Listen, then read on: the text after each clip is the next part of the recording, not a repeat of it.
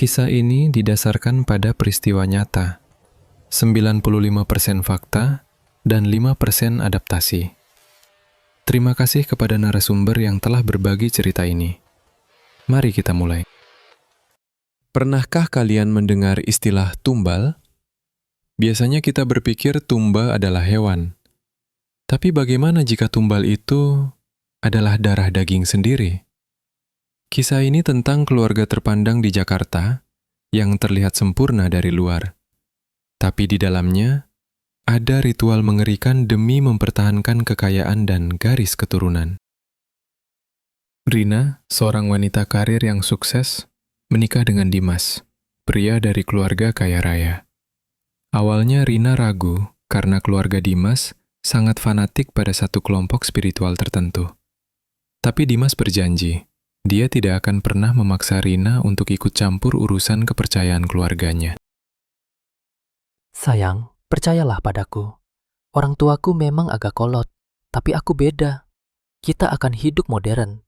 Kamu tidak perlu ikut ritual atau pengajian keluarga kalau kamu tidak mau.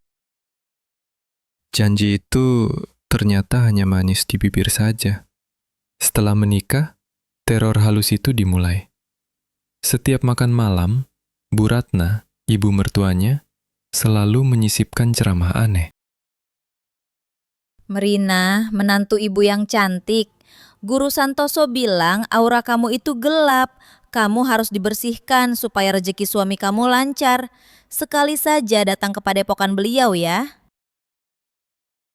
Maaf Bu, saya menghormati kepercayaan Ibu. Tapi sesuai janji Mas Dimas dulu, saya tidak ingin terlibat. Saya sibuk kerja, Bu. Ketegangan sedikit mereda ketika Rina hamil. Dan kabar baiknya, dia mengandung bayi kembar. Satu laki-laki dan satu perempuan. Sepasang anak yang sempurna. Mendengar itu, sikap mertuanya berubah 180 derajat. Bu Ratna tiba-tiba menjadi sangat baik. Alhamdulillah, cucu laki-laki. Akhirnya penerus keluarga kita hadir. Rina, ini ada hadiah kecil dari ibu. Uang tunai 2 miliar rupiah. Pakai untuk kesehatanmu dan cucuku. Rina senang, tapi ada yang janggal. Ibu mertuanya hanya menyebut cucu laki-laki, padahal ada bayi perempuan juga di rahimnya. Dan anehnya, seluruh kakak ipar Rina, semuanya hanya memiliki anak laki-laki. Total 7 cucu, semuanya laki-laki. Tidak ada satu pun perempuan di keluarga ini. Apakah ini hanya kebetulan? Suatu hari, Bu Ratna memohon dengan sangat. Dia meminta Rina untuk menerima doa selamat dari Guru Santoso. Hanya doa singkat, tidak perlu ke kuil, cukup di kafe privat. Tolonglah Rina, ini demi keselamatan bayimu. Guru Santoso sudah memberkati semua cucu di keluarga ini. Kalau kamu menolak, ibu takut terjadi apa-apa. Demi menenangkan mertuanya, Rina setuju. Di sebuah ruangan VIP cafe, Guru Santoso datang. Pria itu memakai jubah putih bersih, tapi matanya hitam pekat dan dingin. Duduklah, jangan buka matamu. Biarkan energi ini masuk. Guru Santoso meletakkan tangannya di perut Rina. Awalnya terdengar seperti doa biasa. Tapi lama-kelamaan, bahasanya berubah. Bukan bahasa Arab, bukan bahasa Indonesia. Dan Rina, yang diam-diam merekam doa itu, mendengar kalimat mengerikan ini di akhir. Satu benih untuk dunia, satu benih untuk dia. Ambillah yang lemah, tinggalkan yang kuat. Bunga harus layu agar pohon bisa tumbuh besar.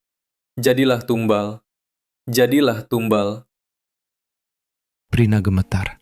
Dia mengirim rekaman itu ke kakaknya yang mengerti bahasa spiritual kuno. Jawaban kakaknya membuat Rina hampir pingsan. Rina, kamu di mana? Lari sekarang. Itu bukan doa selamat, itu mantra pemisahan nyawa. Dia meminta agar bayi perempuannya dimatikan sebagai tumbal, supaya bayi laki-lakinya lahir kuat dan sukses. Keluarga suamimu itu pengikut aliran sesat. Ternyata kekayaan keluarga Dimas berasal dari perjanjian ini. Setiap ada janin perempuan, mereka akan menumbalkannya lewat doa si guru gila itu.